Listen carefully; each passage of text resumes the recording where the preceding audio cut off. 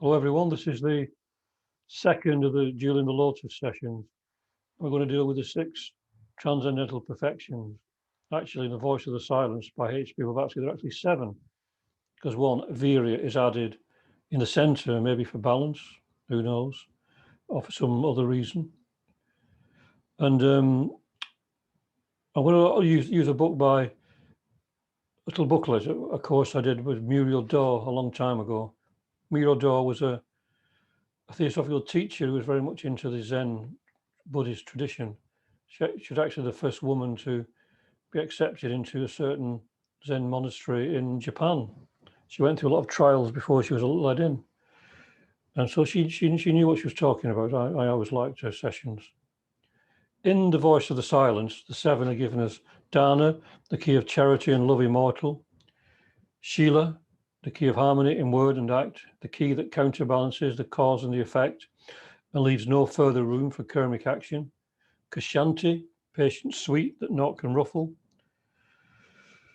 Virag, indifference to pleasure and to pain, illusion conquered, truth alone perceived; Virya, the dauntless energy that fights its way to the supernal truth out of the mire of lies terrestrial; Dhyana, whose golden gate once opened leads the Narjal, or the holy man, towards the realm of Sat eternal and its ceaseless contemplation; and Prajna, the key to which makes of a man a god, creating him a bodhisattva, son of the Jnanis. So those are the ones as put in The Voice of the Silence. Muriel Daw puts them slightly differently, using more the traditional Buddhist definitions. So the first one is the perfection beyond giving, which is what I said as dana. This perfection beyond giving does not mean me giving to you or you giving to me, but what the true self can give. That is what this training is about, getting self-centeredness out of the way so that the true self can play its own part. It knows that we are not separate, that all are part of one whole. But after all, whose hands has he to give with? Only ours. How does perfect giving differ from ordinary giving? We are told that in perfect giving, there is no giver, no gift, and no receiver. Perhaps it is like this. When your throat is thirsty, your hand does not think, I'll offer it some water. It simply lifts the glass. The lips do not say, thank you. It is quite unnecessary. When we are all members of one of another, then emotions, thoughts, and self-separateness have no place. Just the simple perfection of giving. The symbol of this perfection is licorice root, a sweet herb, which is medicinal. So now we come to the second, the perfection beyond moral precepts, or Shila. In the other one I said, the key of harmony in word and act. Buddhist precepts are unlike Christian commandments in that there is no idea of God saying, thou shalt not. These precepts are simply rules of training. Buddhists accept 5 precepts, plus any others they feel might be helpful. The first is, I undertake the rule of training of harmlessness. At first, one simply accepts this as not killing, but as we continue to train ourselves, harmlessness begins to cover quite small actions, even such as closing a door quietly. Which means that we must always think of other people when we do anything. And nowadays, there's very little of this. People tend to do things selfishly. You know, you hear people say, "Well, I did this because I deserve to be happy," and they don't really care about how they upset or hurt another person in the process. People will make noise 2 o'clock in the morning, and and not thinking of other people. Not, but we should even think of, as you say, whether we slam a door harshly, or sometimes when you're on a bus, or when I use buses, people slam the windows very loud, which makes people jump. So people should even think of putting the window shut very calmly. Think of quietness and peacefulness, because it not only refers to the peacefulness and quietness within ourselves, but also in our lives, how we relate to others in a peaceful, quiet, and gentle way. And the actions that we do, how we think of others, how we treat others, in our words, our thoughts, our actions. Think of others. We're all one. The old golden rule, do unto others as you'd have them do unto you. So, that's something to be, and also it includes harmlessness to oneself. I'm neither more or less important than anyone else. I must be dealt with impartially. Because remember, we are part of society. So the way we treat other people, we treat ourselves. Otherwise, if we treat ourselves differently, we're separating ourselves from the rest of society. So we have to be, we have to make sure that we treat ourselves as part of society, not as separate or special, but just as part of society. So the next rule is, I undertake the rule of training not to take what is not given. And she puts, this is not the equivalent of thou shalt not steal. I don't know why she says that. Perhaps she's talking on a different level. It's not just I think it does include that. Thou shalt not steal, but it means if it's not given to you, then you shouldn't chase after it. You shouldn't lust after it.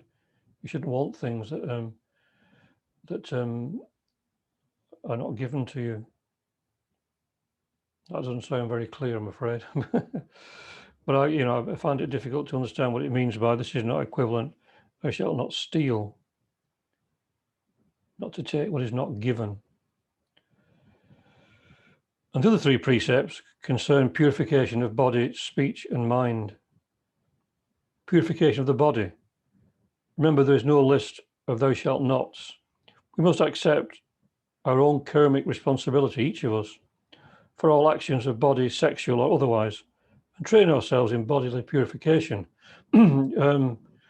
Religions, Christianity and Islam in particular, and all religions really, try to enforce rules upon you.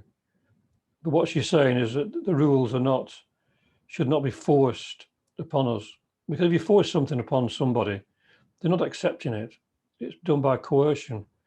And the person may eventually grow to resent what has been said and done. And for example, you becoming a vegetarian, if you join a group and they say you must become vegetarian, even though you don't feel like becoming a vegetarian, you won't be a true vegetarian.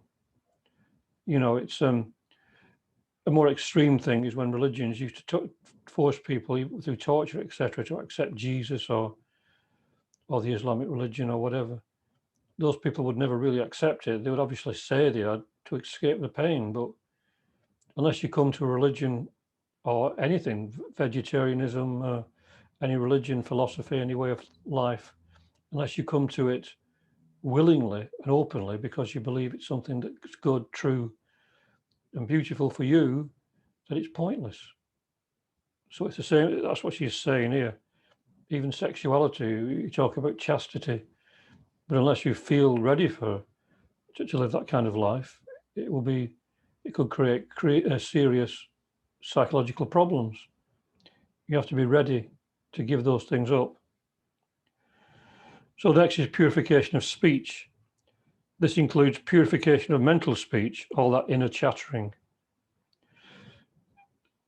So we have to try to make our speech helpful and kind, and also not chatter on about trivial things. I mean, I do that all the time, but it's not really the thing to do. We should be trying to make our speech helpful.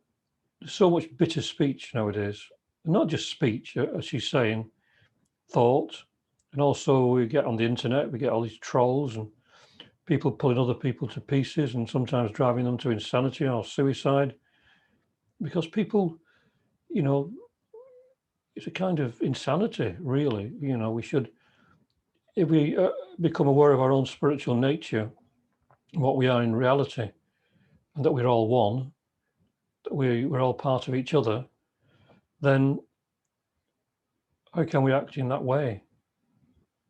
We're really affecting ourselves as well as anyone else, everyone else.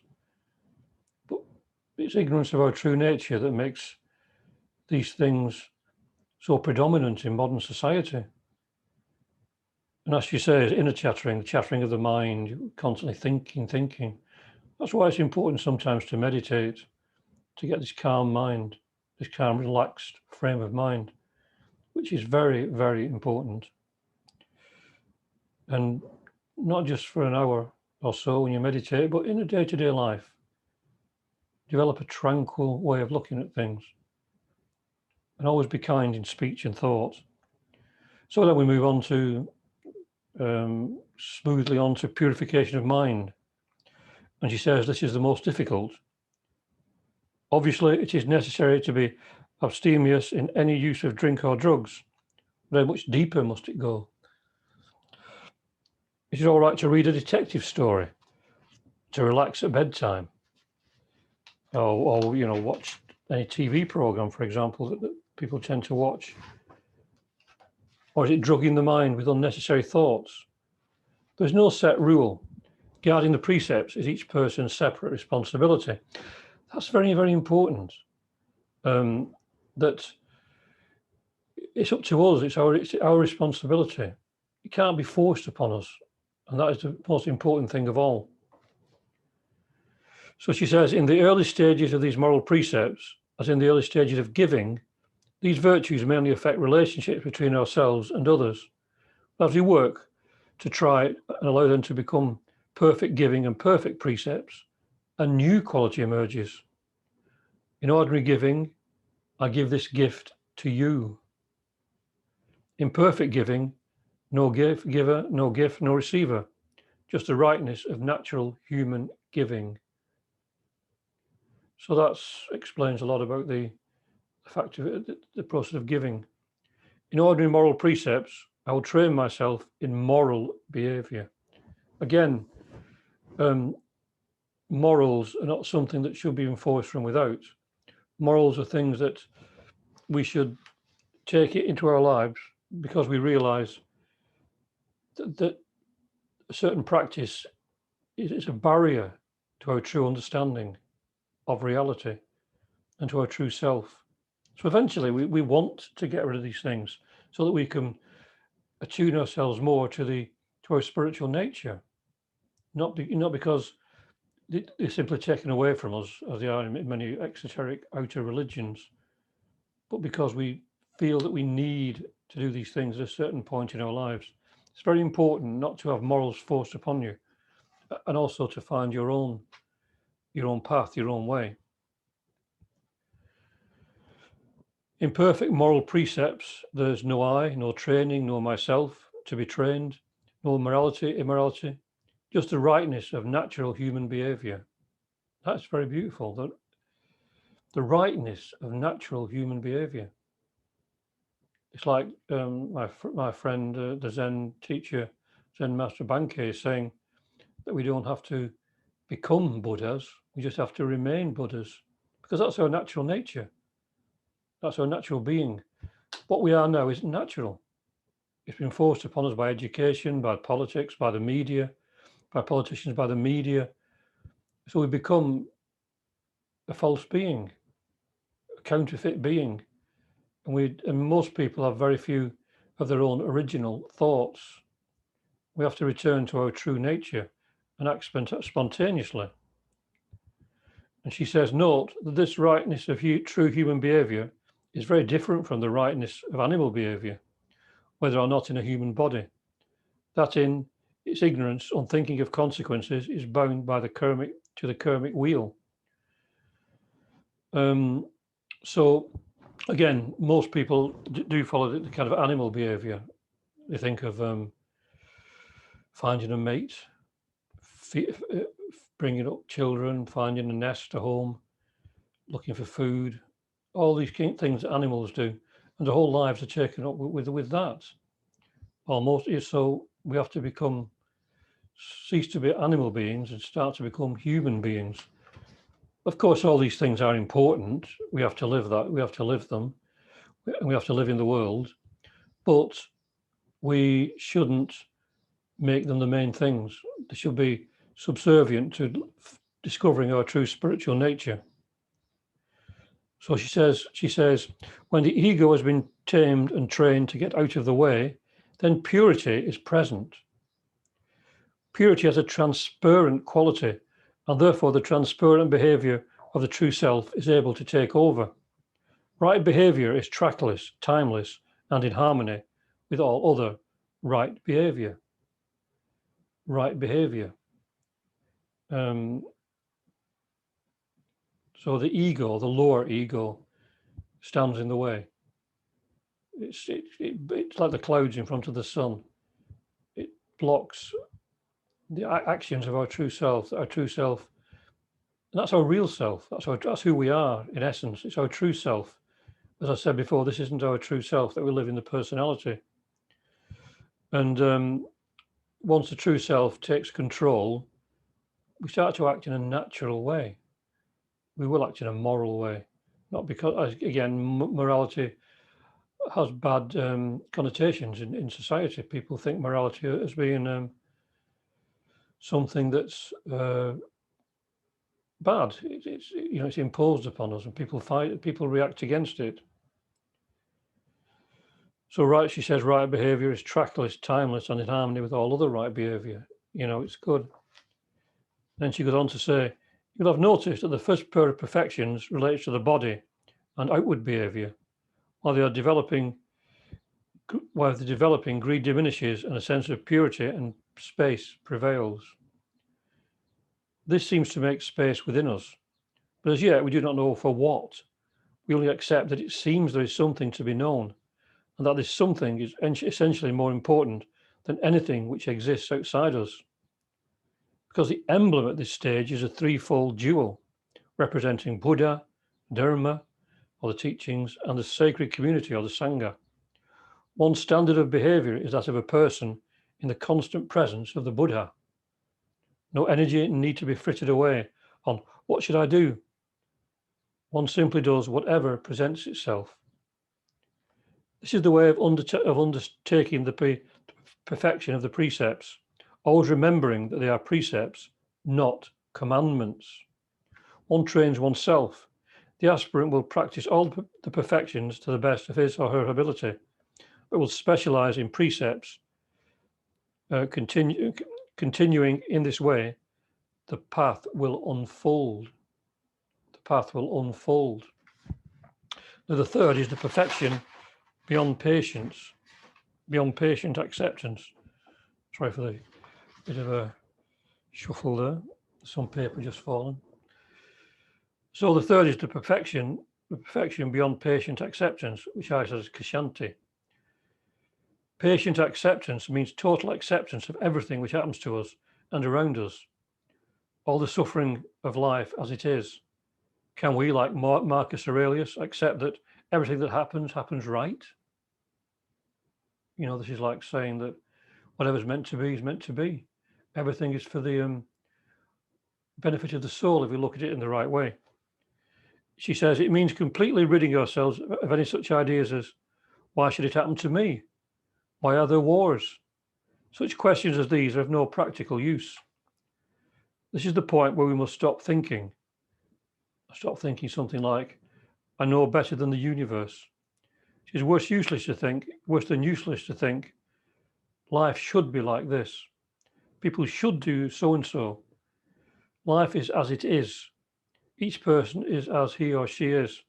To think someone should be otherwise is just pasting up a picture that I happen to prefer.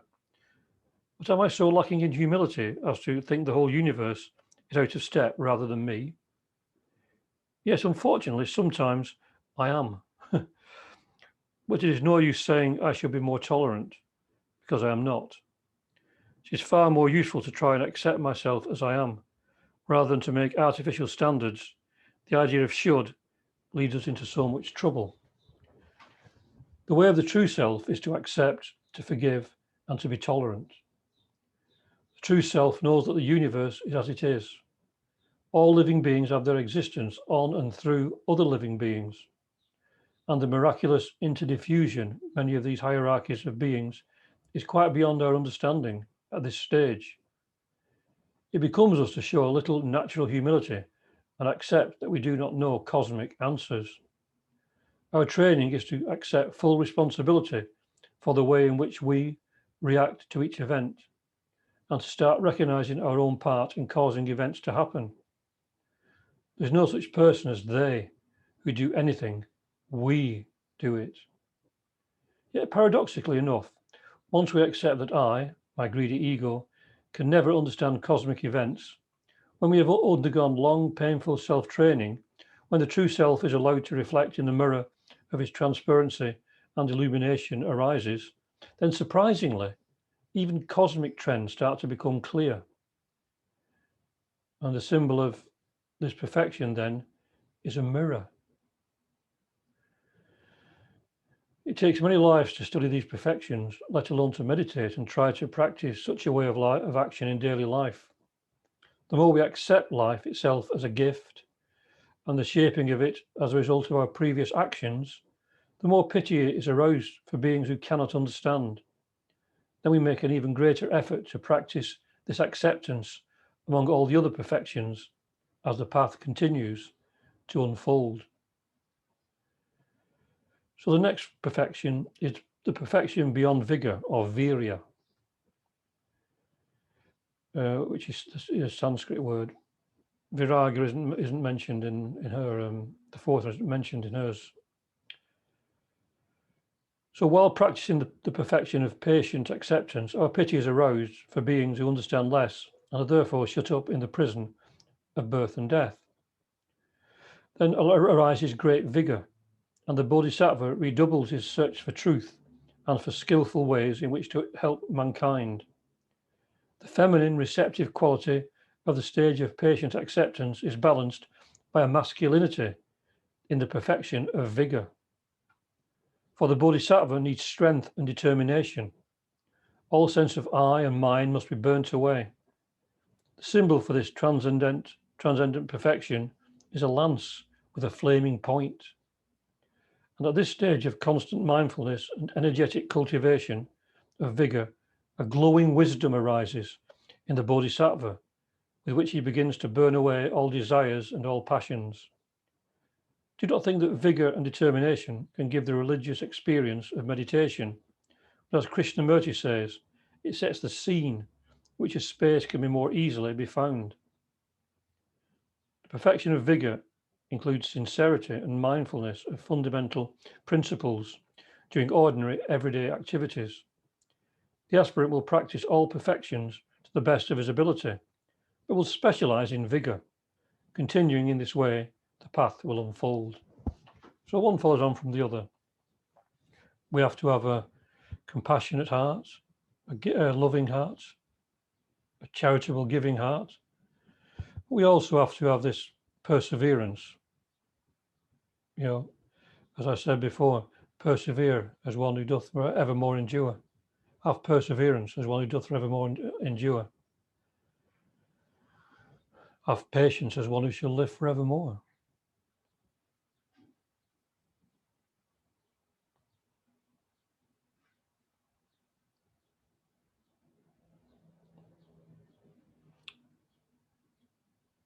So the next is the perfection beyond rapt meditation, or dhyana. This perfection of rapt meditation, together with the perfection of wisdom insight, form an inseparable pair. This fifth perception is a single-pointed rapt meditation of virtue, of omnipotent devotion, which is capable of invoking a vision of the heart. Only from this still center can arise true wisdom of insight. Sometimes it takes the form of a tiny flicker of, oh yes, of course, such as we often experience. Sometimes it is a twinkle, a flashing spark, or even one of those rare and wonderful experiences which take place like sheet lightning. The symbol of this perfection is the hands in meditation position.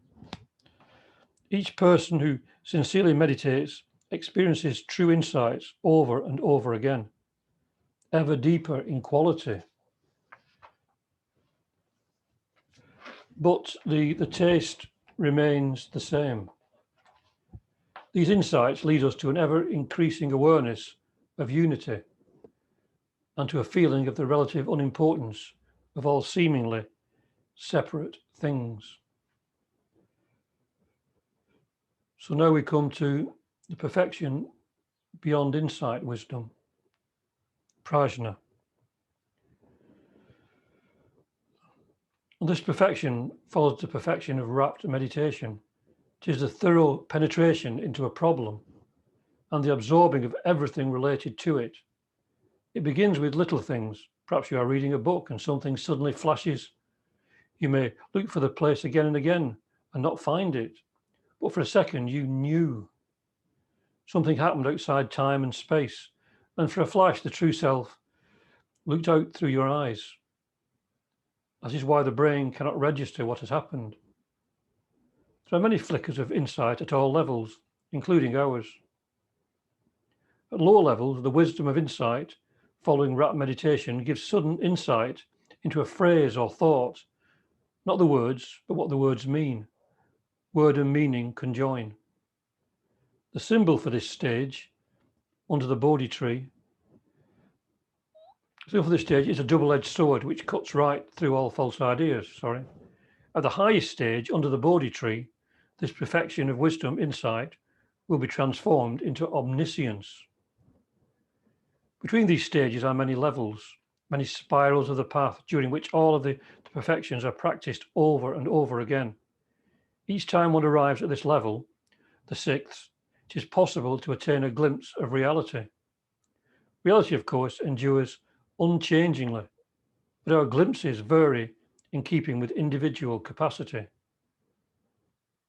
We need to pass the great gulf between self-centered and not self-centered and reach the point where perfection of insight shows us that all hearts are reflections of the heart of the true self, as well as the heart of the cosmos itself.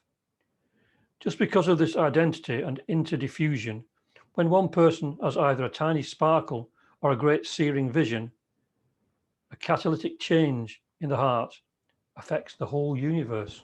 What an amazing thing that is. That when we have an insight, when we have a spiritual insight, it affects the whole universe. It affects all of the beings. This is why it's so very important to understand what happens when we have these feelings, when we strive for spirituality, to realize our true self, our true nature. It's helping humanity. It's helping to raise consciousness of the whole of humanity. And conversely, if we think bad thoughts, terrible thoughts, sinful thoughts, angry, jealous thoughts, we're polluting society, we're dragging it down. I mean, obviously it's not easy, I'm sure, but it's something we need to strive towards. Try to think as many good, at least have some time during the day when you can think beautiful thoughts, kind thoughts, loving thoughts, and these will have an effect. So don't underestimate the power of these thoughts and ideas. It's said elsewhere that spirituality is, to think spiritual is probably 100 times more than thinking materially. And the effects of thinking spiritual, high, pure thoughts are vastly more effective, because of course they're in an area where there's very little competition. On a lower level, there's billions of thoughts on a lower level being cast all over the place and conflicting with each other all over the place. So it's beautiful. The true self never departs from its own nature. It has always been, is, and will be the spiritual reality of our essential being. Insight shows the emptiness of all conceptual positions and taken for granted ideas. It shows the transparency of each relative thing, and solidity gives way to a sense of wonder. All is one, one is all. The middle way of Buddhism, esoterically speaking, is the way of the heart. When there are no edges or obstacles, then the heart abides nowhere and is free. The heart abides nowhere and is free. So those are the 6 perfections. But in Buddhism, there are 6 and 10 perfections. So there are 4 more, which I'll just go over as well. So the 7th is the perfection beyond skillful means, upaya.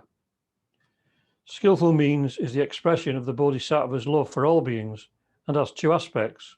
The inner aspect of skillful means requires us to develop the new insight. Now that I know that indeed nothing is separate, I see that I stand in my own shadow. My true nature is that of the higher self, but egoistic greed, high hatred and stupidity lie between us. Therefore, I cannot live up to the vision of the heart in everyday life. I must skillfully learn means of purifying the personality so that body, heart, speech and action become more in correspondence with the true self. The outer aspect of skillful means is that by virtue of the vow, whatever has been learned when the time is ripe must be passed on. How is it possible to pass on knowledge of the heart, which cannot be put into words? Impossible as a task is, it must be attempted. To live the truth is the only answer. Until we can aspire to that at a low level, one might call the outer aspect teaching aids. The inner and outer aspects of skillful means can never be truly separated, because the more we try to teach, the more we cannot help but learn. Wisdom and compassion are freely convertible. The symbol of this perfection is the noose.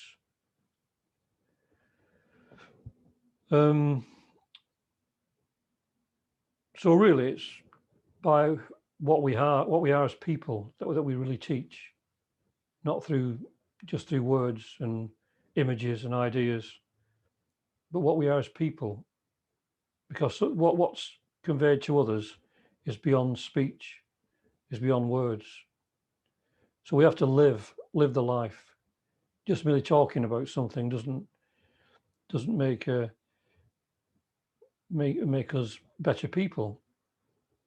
I think a Zen master once said that if you preach Buddhism without actually practicing it, then you're killing Buddhism.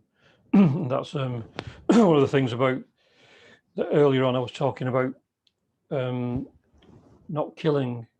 I was trying to think what that could mean on a deeper level, but that's what it does mean. It means that if you teach things but don't actually practice them, you could be killing the teachings. It's not just killing other people or animals, which of course is essential to refrain from if you want to be harmless, live in a harmless way. But you can also kill teachings, you can kill ideas, you can kill other things, kill thoughts and whatever you in other ways. Yeah. So 8 is the perfection beyond the vow, pranidhana. The 8th stage is a very great virtue, the vow. Now, the transcendent motive of being is constantly refined, reassessed, and renewed. What kind of vow did the young would-be bodhisattva make in the beginning? Perhaps something like, I will do my best to attain enlightenment for the salvation of every living being. But now, in the ever-changing dimensions of spiritual insight, the world is seen with new eyes, and there are no other beings to save. All is one. Here lies the great paradox of all. The true bodhisattva knows that there are no separate parts of the whole. At the same time, he expends his utmost being, life after life, ensuring that each separate part gradually gains deeper and deeper awareness of the light. Bodhisattvas who complete this stage are irreversible. Nothing can ever stop one who holds the vow centered in his heart or her heart. And now the vow is the heart. The great acceptance has taken place. This stage marks the point of no return. The symbol of this perfection is the water filter or sifter. I suppose meaning that you have to sift out the true teachings from the false, in the same way as in Hinduism, the symbol of the swan is that the swan can separate milk from water. 9 is the perfection beyond power or force of purpose. Bala in Sanskrit. Here the Bodhisattva must create all needful attributes for fulfilling the vow.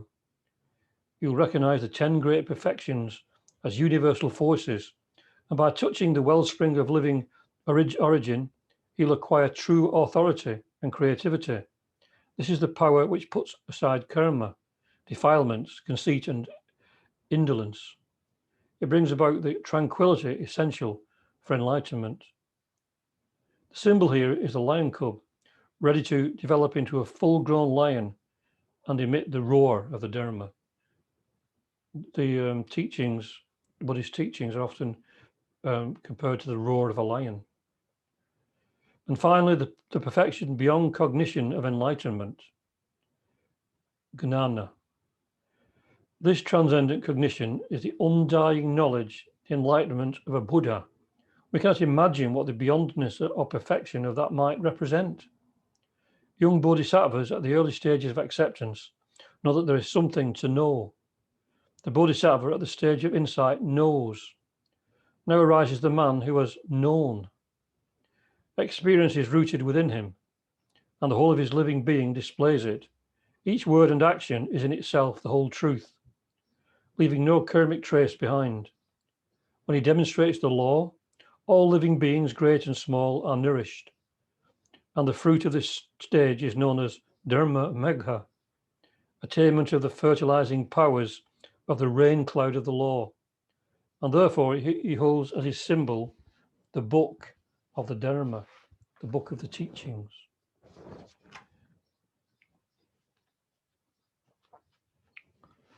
So there we have the Paramitas of perfection. I hope that you've gained some insights into what these mean. It's very, very important because they're kind of the guidelines for living. They're not, as she says, they're not commandments. You're not forced to follow them, and you need to adapt them to your own life. And in the way, I mean, the old Zen saying is 1,000 monks, 1,000 ways. Everyone, and the voice of the silence, it says the path must vary with the pilgrim, meaning that you have to find your own way of applying these things into your life so that they don't become terrible duties that you have to follow. They don't become something that makes you miserable and depressed and gloomy. You have to apply them in a way that you can enjoy them. Enjoy may be a bad word to use in this element, but that you can use them in a way that is productive and that is inspiring. It's all about inspiration to me, to feel inspired, to feel uplifted, and to get rid of things in your life, not because you're forced to, as I've said earlier, because some religion tells you to, or some guru tells you to, but to get rid of things because you feel you need to, because they're stopping you from shedding all those things that are preventing you from seeing your true self, your true being. So it's something you gladly get rid of, not grudgingly. If you do it grudgingly, you haven't got the right attitude. And in the last of the Paramitas, she's talking about going beyond even the concept of enlightenment. The Diamond Sutra says that if someone thinks of themselves as a bodhisattva or an adept, they're not really a bodhisattva and an adept, because they're still in the realm of concepts and have a conceptual view of themselves. One must go beyond any conceptual views of oneself or others and attain this awareness. And all this is very important in the world today, the way the world is. It seems that the world is swamped by materialism, and people, there's a sort of insanity that runs through the whole of society, because people do not realize the potential that they are spiritual beings. They are Buddhas, and they are if you want to use the word Christs, Buddhas, whatever. We're all this spiritual being. That's our true self. We are true spiritual beings, but we've forgotten. It's a matter of awakening to who we are in reality. We've forgotten. As Plato says, all real learning is merely recollection. We have to awaken to who we truly are. And then we won't be able to hurt others. We won't be able to think dark thoughts. We won't be able to become jealous and angry and always be fighting against each other and criticizing and hurting each other. We know that we're all one, and then we can truly love each other. And we will have this universal brotherhood of humanity, regardless of race, creed, sex, caste, or colour. Thank you. Om Shanti, Shanti, Shanti. Peace, peace, peace. Peace on earth and goodwill to all beings. Thank you.